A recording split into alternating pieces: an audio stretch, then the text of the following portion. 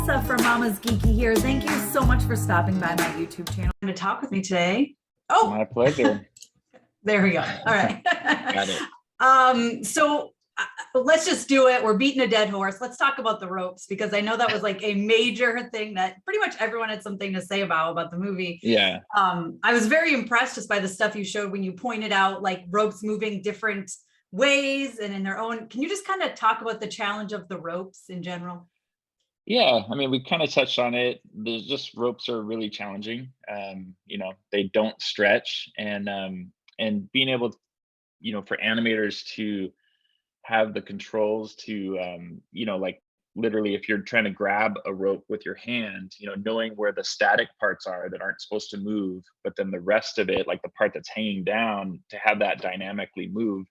Those are just challenging problems to have. So we had to, at the very beginning of the film, we had to invest quite a bit of time and resources into, developing a new rope rig to make that work. And so it was a great challenge. Every movie comes with its own challenges, and it's funny.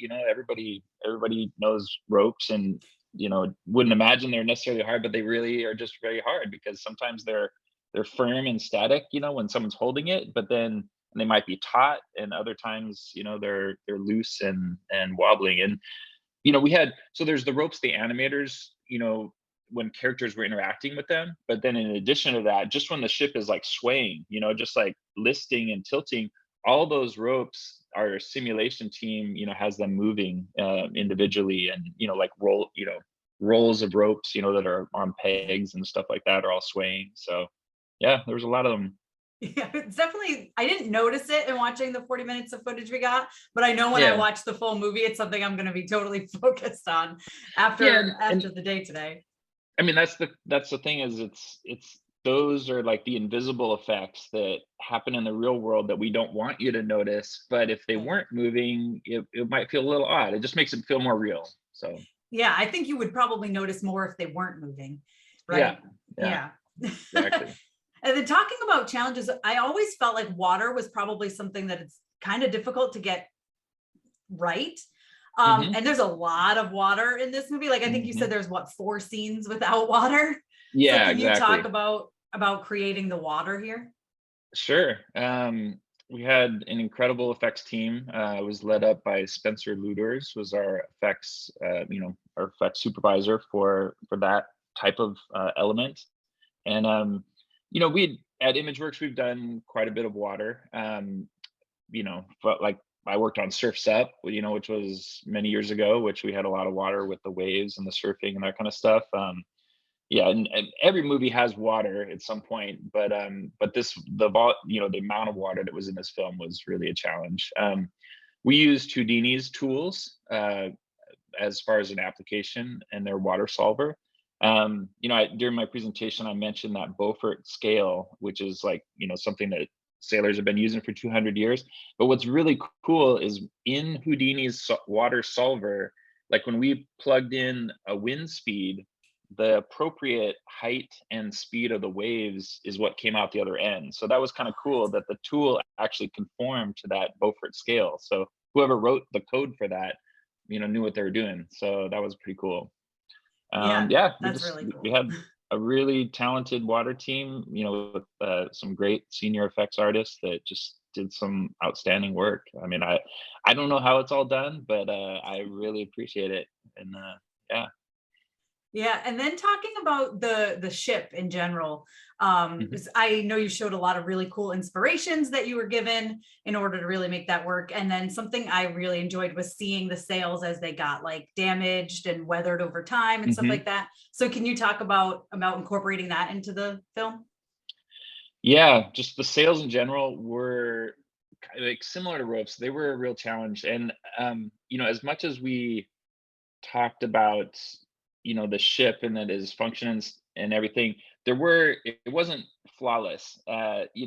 Actually, when you're rotating the yards for the different masts, because there's 3 masts, we had a very limited number of degrees that we could actually rotate the sails, like because of the design. So the design wasn't perfect, but it I mean, that was a challenge. Like I did mention too, Chris, the director, he really wanted the profiles of the sails to really match, real tall ships that we had examples of. So we had to, several times we had to remodel the sails, like the cut, so that, because it's one thing to see it when it's static, but as soon as you blow wind into it and you simulate it, the shape, it becomes a different shape. And so it's hard to art direct, the sail shapes to, look, like the real thing. And, that was our goal, is to base it on reality. So yeah, so that was a real challenge.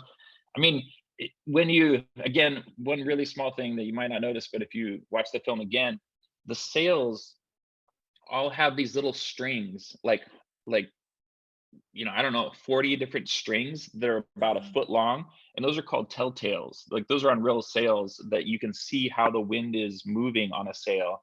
And we actually simulated all those strings on the sail, every sail. So if you look really closely, you can actually see that. And it's pretty impressive. It's a nice small detail. I love that stuff. I love small details like that. And so I'm definitely going to look out for that when I watch it again. Yeah. Now, speaking of challenges, let's just keep talking about challenges. But the pandemic, did that like throw a wrench in your plans, or did you guys kind of transition smoothly? Yeah, I mean, like everybody, it definitely threw a wrench in plans. I think we were better off than some companies and some industries as far as that goes. And I say that because at ImageWorks, our data center is actually in a different location than we are. Like, our render farm and all the computers, even when we were in the office, were at a different location. And we would use these, what are called PC over IP boxes, and where you basically plug in your keyboard and your mouse and your monitor into this little box, but the actual computer is somewhere else. So we were already working like that. So all that required was us as a company to take those boxes home, and you grab a monitor and a keyboard and a mouse and you plug them in, and then you're going. So I would say in a matter of 3 days, our systems department was able to rally and get, I mean, we've had like 1,000 people or more working from home. And there's a lot of hiccups along the way, but and I think the other benefit that we had is, because we're a multi-location company, we're in Vancouver and in Los Angeles. So we were already doing a lot of video conferencing with our teams. So that was not unusual for us. So we had a little bit of a leg up on that, I think. Yeah, that's good. That's I can't believe you said the 3 days that you guys kind of just figured it out. That feels crazy to me, but that's very, Yeah. very impressive, because I know, like you said, a lot of industries, it took a lot longer for them to figure stuff out. So very, Yeah. very impressive. Now I know we've talked about challenges. What were you like most proud of that you created for this film? And I don't know, I would just the whole thing is, I'm really proud of it. Yeah. We just had an outstanding crew. I think the movie looks amazing. The attention to detail, the water. Getting, I think we spent a lot of time on the water.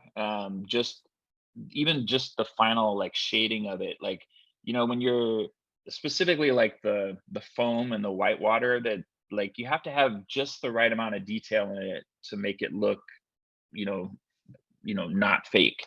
Right. So we spent a lot of time on that. A lot of time finessing characters. I mean, the final details is kind of what I'm most involved in. The final finishing stages, and Mhm. that involves like, how dark is the mouth, what color is the tongue, the eye spec shapes in the eyes. Those are the kind of finishing details that involved in, especially at the end of the movie, and I'm really proud of those and just the effort that the team put forward. Awesome. Well, I can't wait to watch the whole thing. Right when it ended, at that 40-minute mark, I was like, you've got to be kidding me. This is the worst place to end. Like, I really need to know what's going to happen next. So I'm very much I looking forward to know. seeing what happens next. I Thank know. you so much. They really threw out the teaser for that. I Yeah. know. I was like, this is where it's going to end. Like, are you kidding me? I need more now. They know how to I get you. know. That's the thing. They know Yeah, how to get you. Well, thank they you so do. much, Sterling, for taking the time today. I really, really appreciate it. Awesome. You're very welcome. It's nice to meet you. Nice to meet you. Thank you so much to all of my monetary supporters, my members here on YouTube, as well as my patrons. If you haven't joined yet, please consider doing so. We have some really awesome perks, including a monthly Zoom meeting where we get to talk face to face. Thank you again to everyone who supports me.